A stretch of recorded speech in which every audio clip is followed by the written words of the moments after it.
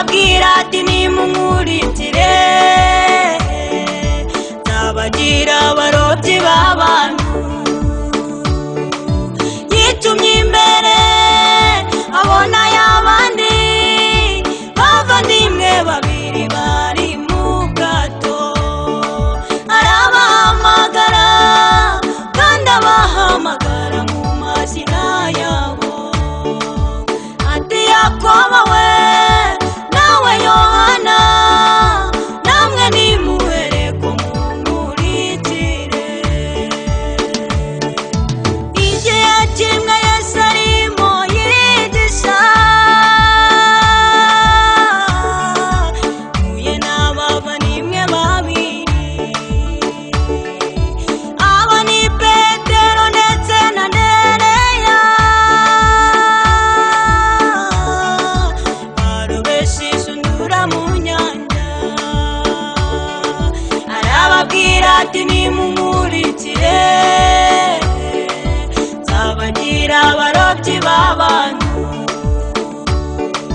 Yitumye imbere abona y'abandi bavandimwe babiri bari mu bwato, arabahamagara kandi abahamagara mu mazina yabo, ati Yakobo we nawe Yohana namwe nimuhereko munkurikire.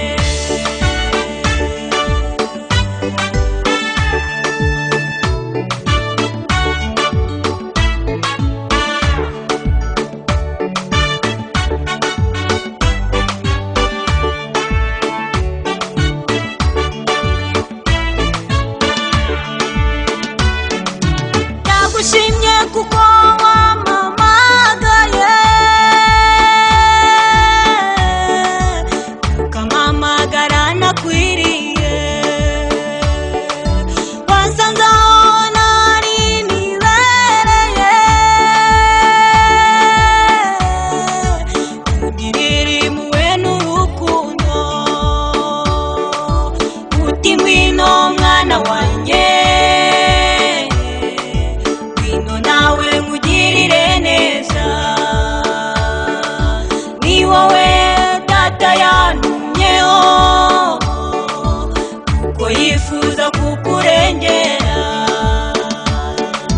Ndagushimye kuko wampamagaye, ukampamagara nakwiriye, wansanze aho nari nibereye, ungirira impuhwe n'urukundo, uti ngwino mwana wanjye, ngwino nawe nkugirire neza, ni wowe Data yantumyeho kuko yifuza kukurengera.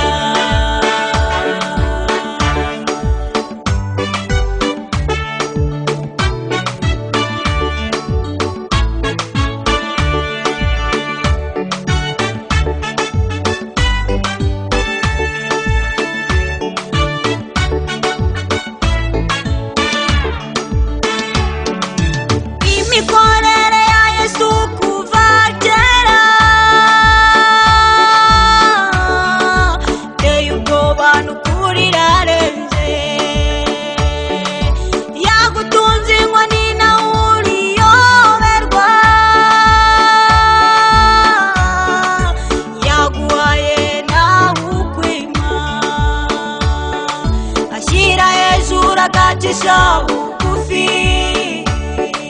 arakiza kandi agakenesha,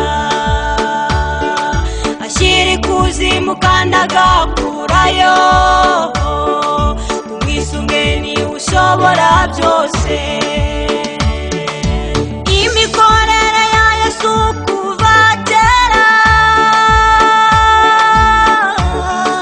iteye ubwoba n'ukuri irarenze, yagutunze inkoni nawe uriyoberwa, yaguhaye